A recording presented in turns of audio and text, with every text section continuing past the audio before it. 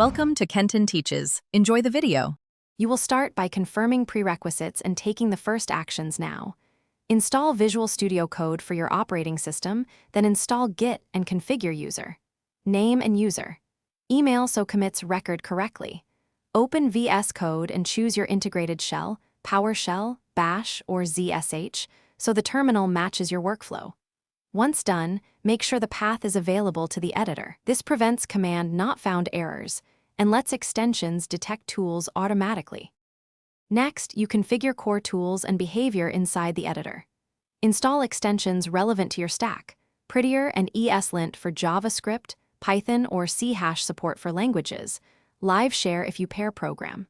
Then open settings and set font size, tab size, and format on save to enforce consistent formatting.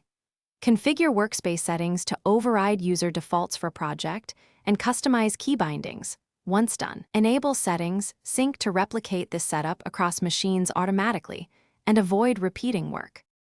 Finally, wire up debugging and project tasks so coding flows quickly. Create launch. JSON and tasks.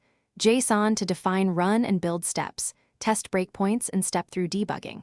Integrate terminal tasks and Git workflow with git ignore for common artifacts, then commit an initial change to verify everything. If something goes wrong, restart VS Code, confirm the path and tool versions, and reinstall the problematic extension. Also check the output and developer tools panels to gather errors and fix configuration mismatches. Thanks for watching. Please subscribe if this video was helpful.